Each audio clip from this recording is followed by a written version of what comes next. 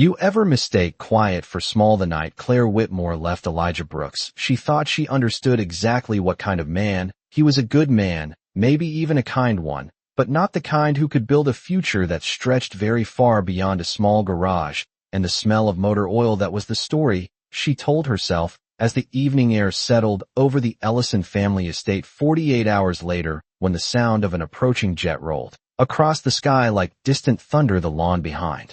The mansion stretched nearly 200 yards wide, trimmed to perfection, the kind of place where nothing louder than polite laughter was supposed to happen. During a summer engagement party, guests in pressed suits and pale dresses stood around tall, white tables sipping sparkling drinks, while soft music drifted across the grass. Claire stood near the edge of the gathering with Graham Ellison at her side, heir to one of the oldest investment families in the state. His smile looked perfect in photographs, the kind of smile that made people believe they were standing near power. Claire had believed it too. That was why she had driven across town 2 nights earlier to Elijah's garage, where the fluorescent lights hummed above rows of tools and engines waiting to be fixed. She could still see the way he looked when she told him she was leaving, not angry, not desperate, just quiet. Elijah had been leaning against a workbench, his hands stained dark from hours spent inside a truck engine. He listened without interrupting while she explained that she needed something steadier, something clearer, something that looked more like a future. Most men would have argued, most would have asked her to stay. Elijah only wiped his hands on a worn shop towel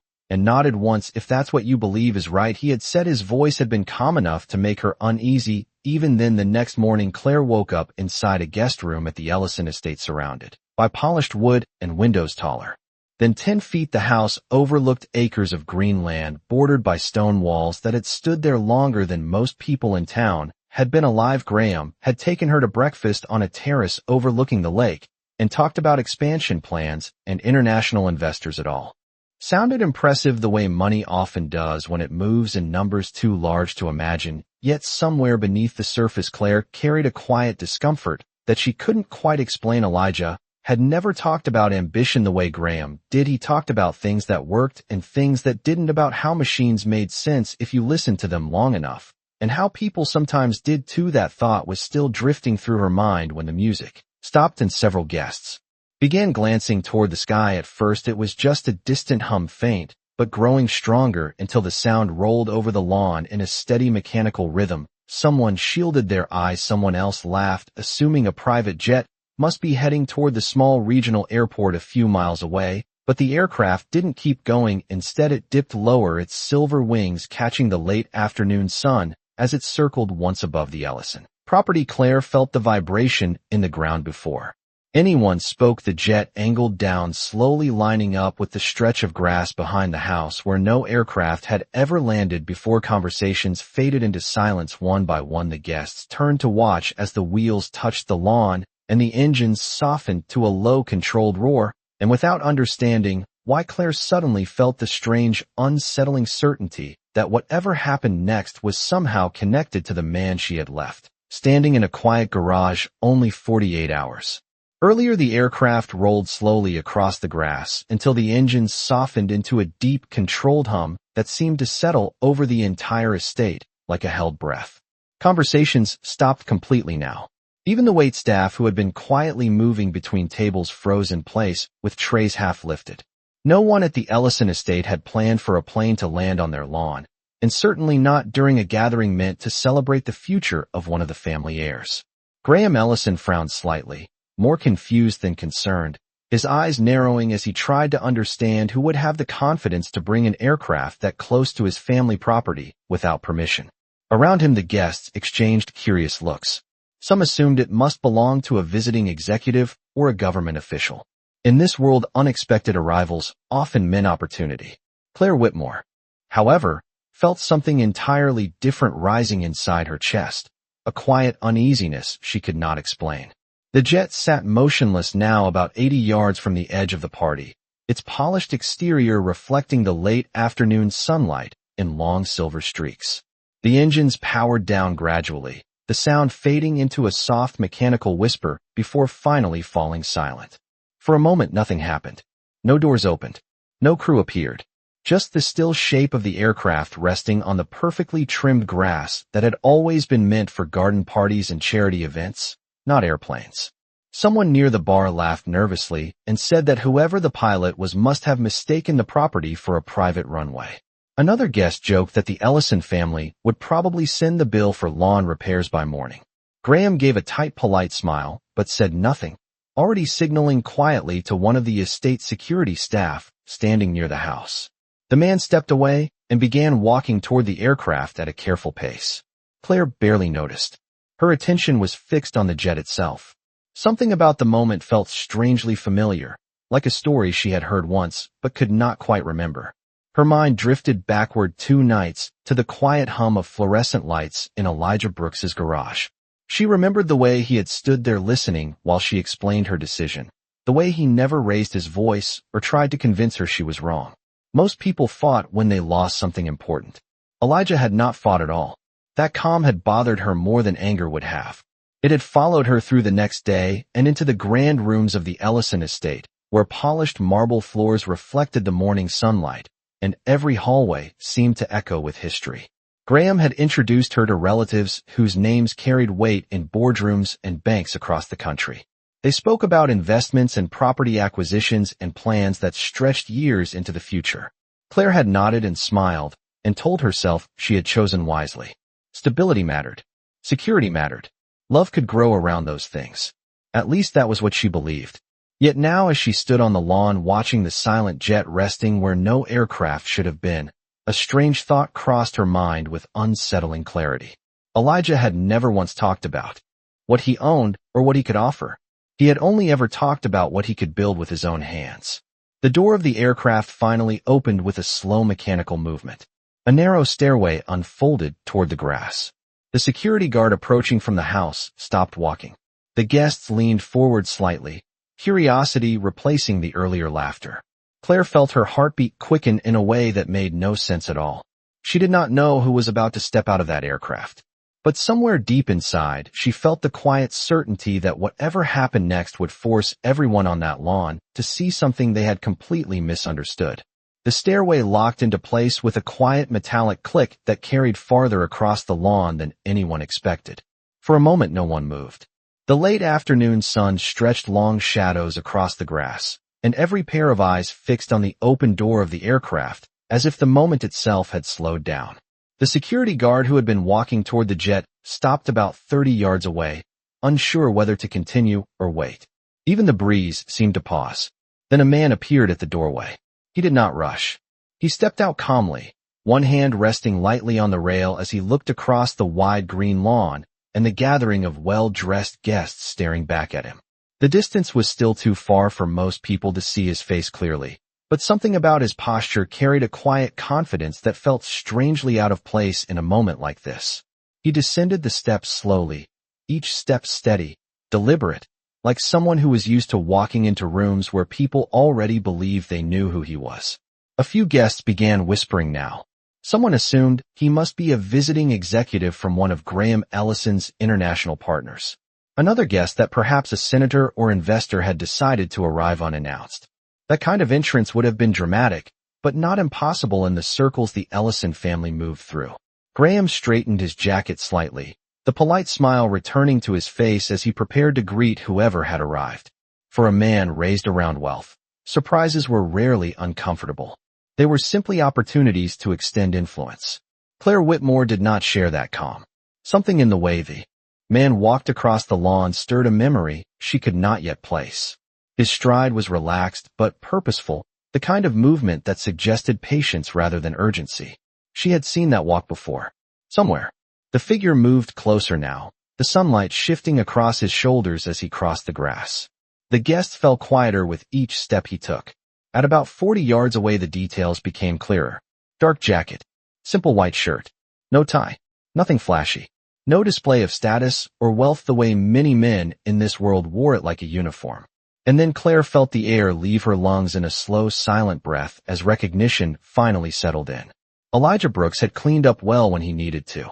She remembered that from small dinners they had shared in town, evenings when he would show up wearing a simple dark jacket and look somehow more confident than men who spent thousands of dollars on their suits. The man walking across the Ellison lawn looked exactly the same. The same calm expression. The same quiet focus in his eyes. The same man who had been standing in a garage 2 nights earlier with motor oil on his hands and a shop towel over his shoulder. For a moment, Claire wondered if she was imagining it. Her mind tried to reject the possibility before it even formed fully into a thought. Elijah Brooks did not arrive in private jets. Elijah fixed engines. Elijah worked long hours and spoke about machines and patience and doing things the right way even when nobody was watching. Yet the man now approaching the gathering moved with the ease of someone completely comfortable walking away from an aircraft worth more than most homes in the county. Graham noticed Claire's expression and followed her gaze. His polite smile faltered slightly as the figure came closer. At 20 yards away, there was no doubt left. The mechanic Claire had left behind stood on the Ellison family lawn, walking calmly toward a crowd of people who had spent their entire lives believing they understood exactly how the world worked. And for the first time since the jet appeared overhead, the guests were not whispering with curiosity anymore. They were silent, watching a story they did not yet understand begin to unfold right in front of them. Elijah Brooks stopped about 10 yards from the edge of the gathering, close enough now that every person on the lawn could see his face clearly. The quiet confidence in his posture had not changed since the moment he stepped out of the aircraft. And if anything, it seemed even more natural now that he stood in front of them. There was no arrogance in the way he carried himself, no attempt to make the moment dramatic.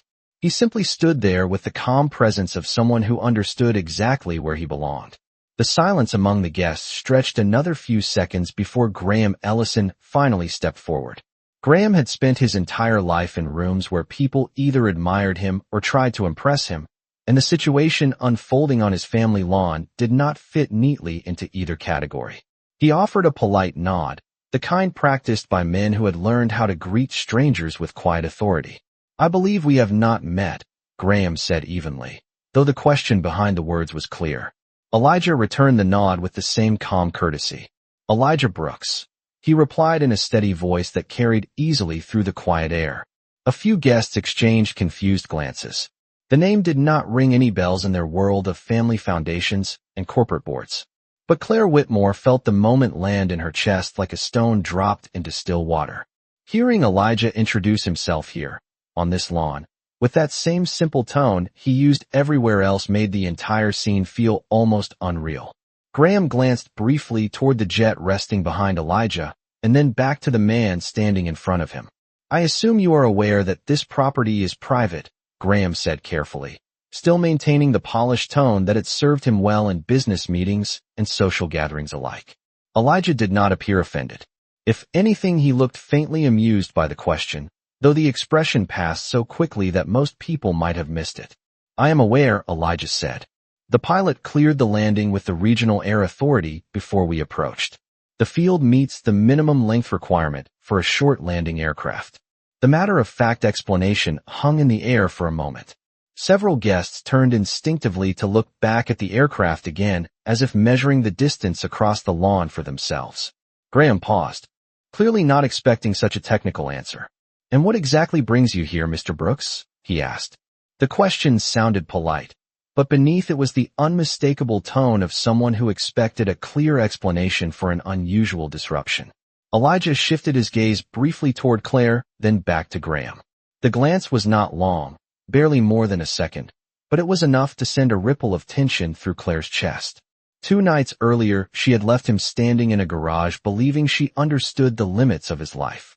Now he stood on the Ellison estate lawn with a private aircraft resting behind him, as if the distance between those two worlds meant nothing at all. Elijah clasped his hands loosely in front of him and spoke with the same quiet calm he always carried.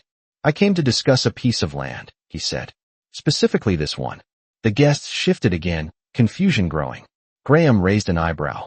"This land belongs to my family," he replied. Elijah nodded once. "For now," he said gently. The words were not confrontational. They were simply factual. And in that moment something subtle changed in the air around the gathering. The assumptions everyone had carried into the afternoon began to feel far less certain than they had only minutes earlier. "For now," the words settled over the lawn like a quiet stone dropped into still water. No one laughed this time. Graham Ellison held Elijah Brooks's gaze for a moment, trying to determine whether the statement had been a joke, a misunderstanding, or something else entirely. Graham had grown up around negotiations, around men who used language carefully to test the balance of power in a conversation.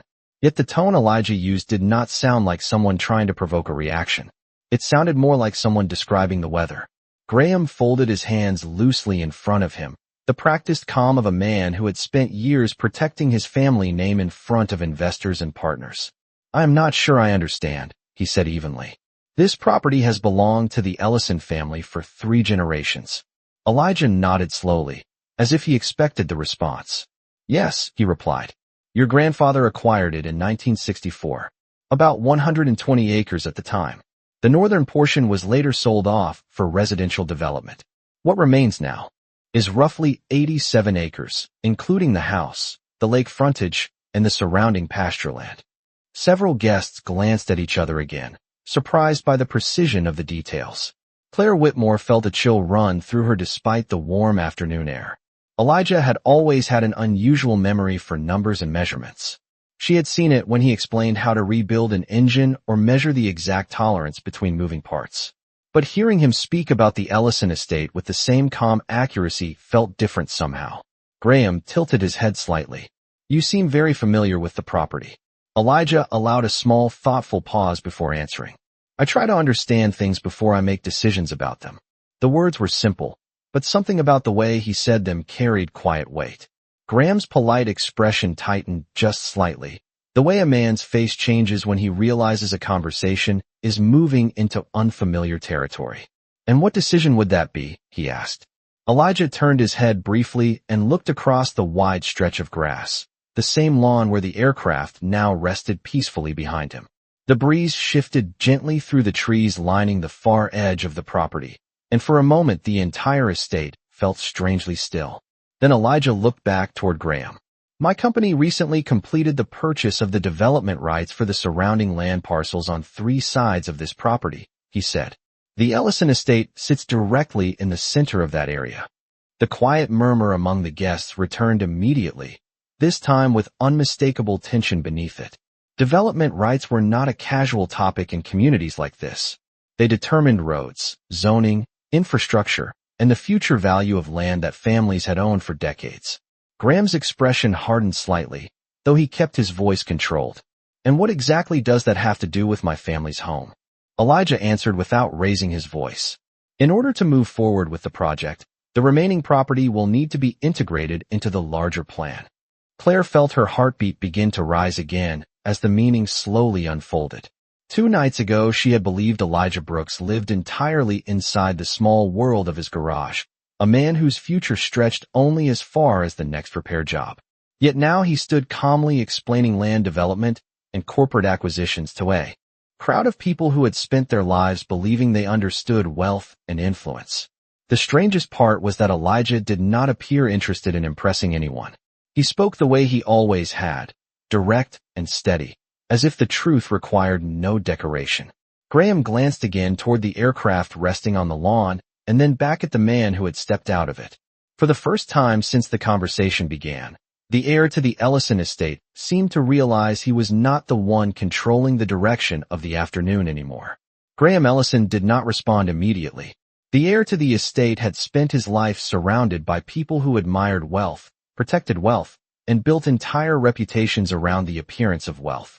Yet the man standing 10 yards in front of him spoke about land acquisitions and development corridors with the calm certainty of someone who had already completed the work long before the conversation began. The quiet tension spreading across the lawn was no longer curiosity. It was calculation. Several guests who had earlier been holding champagne glasses now stood with their arms folded, watching Elijah Brooks with a new kind of attention. These were people who understood business, and they recognized the difference between a rumor and a position of leverage. Graham cleared his throat slightly, maintaining the composed tone that had carried him through countless negotiations. "Development rights do not transfer ownership," he said carefully. "My family still owns this property." Elijah nodded again, acknowledging the statement without disagreement. "That is correct," he replied. "Ownership and access are different matters." The breeze shifted gently across the field, brushing through the rows of oak trees along the edge of the estate. For a moment no one spoke. Claire Whitmore could feel the air growing heavier with every passing second. 2 nights ago, she had been certain about the path she chose. Standing inside Elijah's garage, she had convinced herself that a man who spent his days repairing engines could never offer the kind of future that came with estates like this one. Now she watched him speak to Graham Ellison with the same steady composure he used when explaining how a transmission system worked or why patience mattered when fixing something complicated. The only difference was that today the entire crowd was listening. Graham glanced briefly toward the distant jet and then back toward Elijah. "You mentioned a project," he said. "Perhaps you would care to explain it." Elijah looked across the property again, his gaze moving slowly over the lake, the open grassland, and the tree line beyond the far fence. When he spoke again, his voice remained calm and measured. "The surrounding parcels will become a regional aviation logistics center," he said. "Cargo maintenance, engineering hangars, and a training facility. The site sits within 20 miles of 3 major highways and less than 40 minutes from the city. It is one of the most efficient locations in the state for that kind of operation." A quiet murmur spread again through the guests, but this time the tone was different. Some of them had invested in transportation companies. Others had backgrounds in real estate. They understood the scale of what he was describing. Claire felt the meaning settle slowly in her mind. Aviation logistics, maintenance hangars, engineering facilities. The words suddenly connected with memories she had not thought about in months. Elijah reading aviation manuals during quiet evenings. Elijah explaining how aircraft engines required the same kind of patience as rebuilding a truck motor. Elijah once mentioning that airplanes fascinated him because every system depended on precision. She had assumed it was just a hobby. Graham studied him more closely now. "And where does this estate fit into your plan?" he asked. Elijah met his eyes without hesitation. "At the moment," he said quietly, "it sits directly in the center of the runway expansion corridor." The words did not sound threatening. They sounded practical. Yet everyone on the lawn understood what they meant. For the first time since the aircraft touched down, Graham Ellison's confident expression faded slightly. And Claire Whitmore felt something inside her shift as well, because the man she thought she understood 2 nights ago was now revealing a world she had never even imagined. The phrase runway expansion corridor lingered in the air like a quiet echo that refused to fade. For a few seconds, no one on the Ellison lawn spoke. The guests who had arrived expecting a pleasant afternoon of polite conversation and champagne now stood in complete silence, watching a situation unfold that none of them had predicted. Graham Ellison shifted his weight slightly, the small movement betraying the first hint of uncertainty that had appeared on his face since Elijah Brooks stepped out of the aircraft. The heir to the estate was not a man easily unsettled, but the calm certainty in Elijah's voice had begun to change the balance of the conversation. "A runway corridor would require extensive approval," Graham said after a moment, keeping his voice controlled. "Zoning boards, environmental reviews, state aviation authorities. Projects like that take years." Elijah nodded slowly as if he had expected the response long before arriving. "Yes," he said, "they usually do." He glanced briefly toward the aircraft behind him and then back toward the group. "In this case, the planning has already been underway for 3 years. The words landed quietly but carried enormous weight. A ripple moved through the guests again, though this time it was not confusion but recognition. Several of the older investors in the crowd understood exactly what Elijah had just revealed. A project of that scale did not appear overnight. It required research, permits, partnerships, and capital that reached far beyond the reach of an ordinary operation. Claire Whitmore felt her thoughts racing as pieces of the past began sliding into place. She remembered evenings when Elijah would close the garage early and spend hours studying maps and engineering documents spread across the small desk in his office. She had once asked him why he spent so much time reading about airport infrastructure. Elijah had simply smiled and said that understanding how things connect is the key to building something that lasts.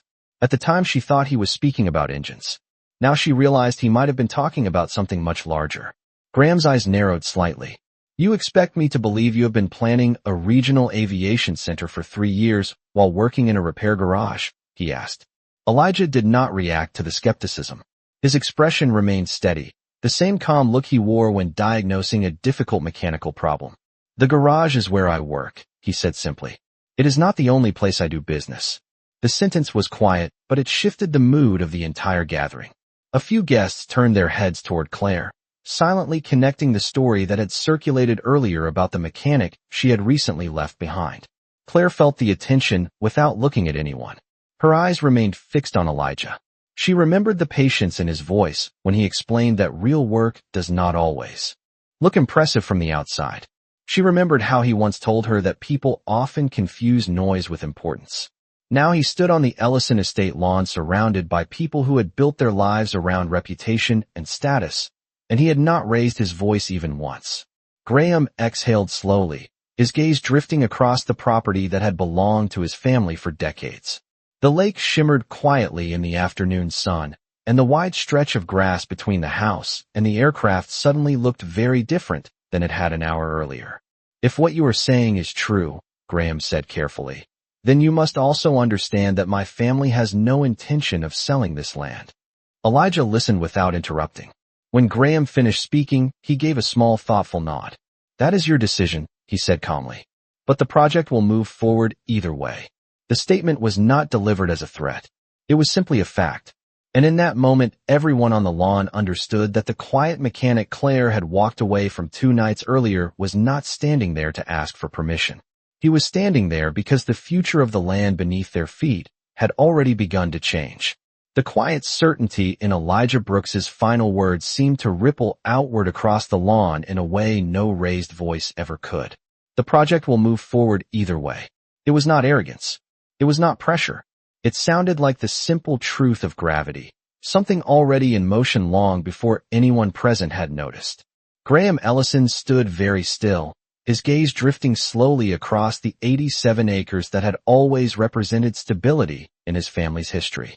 The lake shimmered beyond the slope of the grass. The oak trees lining the edges of the land swayed gently in the afternoon breeze, and for the first time in his life the heir to the estate seemed to understand that ownership could sometimes be the most fragile part of power. Around them the guests had begun quietly recalculating everything they believed about the situation. A few minutes earlier Elijah Brooks had been nothing more than a stranger stepping out of an unexpected aircraft. Now he had become the center of a conversation that reached far beyond the boundaries of a single estate. Claire Whitmore felt the shift more deeply than anyone else. She had once believed she understood Elijah completely. She remembered the long evenings inside the garage when the air smelled faintly of oil and metal, when Elijah would work patiently under the hood of an engine while explaining how small adjustments could completely change the performance of a machine. He had once told her that most people look at problems from the outside when the real solution is usually hidden somewhere deeper inside the system. At the time she had assumed he was only talking about engines. Standing on the Ellison lawn now, Claire realized he might have been describing something much larger. Graham finally spoke again, though his voice carried less certainty than before. You have invested years of planning into this project, he said slowly. Why come here personally to discuss it? The question hung quietly between them. Elijah did not answer immediately. Instead, he looked briefly toward the aircraft resting behind him, then across the open lawn, and finally toward Claire. His expression remained calm, but there was a subtle seriousness in his eyes now that had not been there earlier. Because some decisions should be discussed face to face, he said, especially when they affect people who believe they already know the outcome. The words were simple, yet they carried an unmistakable meaning. Several guests shifted uncomfortably, sensing the deeper layer beneath the conversation. Graham followed Elijah's gaze for a brief moment, and then returned his attention to the man standing in front of him. And what outcome do you believe we expect? He asked. Elijah paused for just a second before answering. That the future will look exactly like the past, he said quietly. The breeze moved again across the wide field, rustling the leaves along the tree line as if the land itself had heard the words.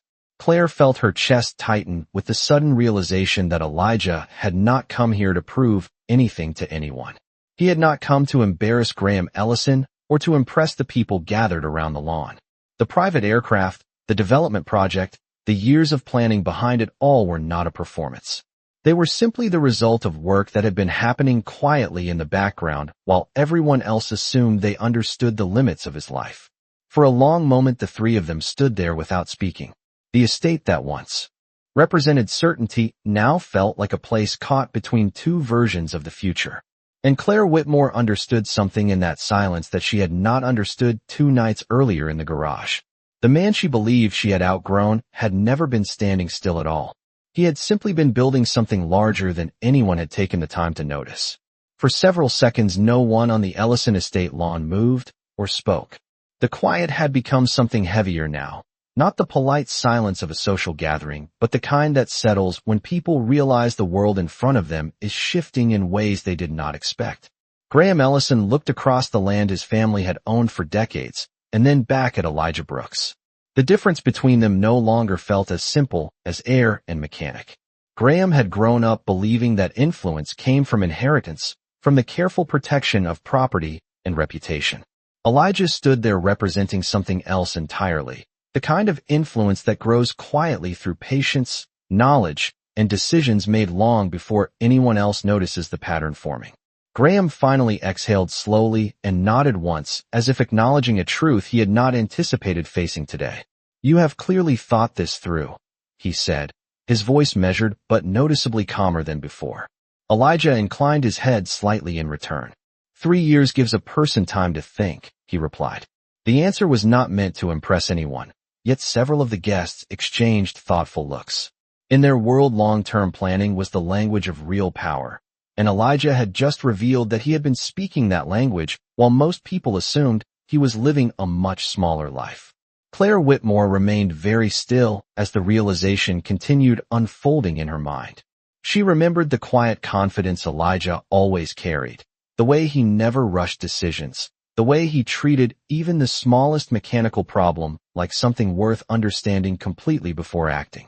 Back then she had mistaken that patience for limitation. Standing on the Ellison lawn now, she understood that patience could also be the foundation of something far larger than she had imagined. Graham glanced once more toward the aircraft resting peacefully on the grass, and then toward the house behind him. The estate had always felt permanent, like a landmark that would stand unchanged for generations. Yet the conversation unfolding today had revealed how quickly permanence could become possibility. "Suppose we were willing to discuss the future of this land," Graham said carefully. "What would you propose?" Elijah considered the question for a moment before answering. "A partnership," he said simply. The word caused another quiet stir among the guests. Elijah continued in the same calm tone. "Your family understands the history of this place better than anyone. My company understands the future that is coming to the region. Combining those two things would create something stronger than either of us building separately." The suggestion hung in the air like a new path opening where none had existed before. Graham studied Elijah for a long moment, and then slowly nodded again, this time with genuine respect replacing the earlier uncertainty. "Perhaps we should continue this conversation somewhere quieter," he said. Elijah gave a small approving nod. As the two men began walking toward the house, the guests gradually relaxed, their conversations returning in low, thoughtful voices. Yet Claire Whitmore did not move. She stood watching Elijah walk across the lawn with the same steady stride he had always carried, the same quiet presence that had once seemed ordinary to her. Only now she understood that the most powerful transformations rarely arrive with noise or spectacle. Sometimes they arrive quietly, like a jet touching down on familiar ground, revealing that the person you believed you had outgrown was simply flying at an altitude you had never taken the time to see.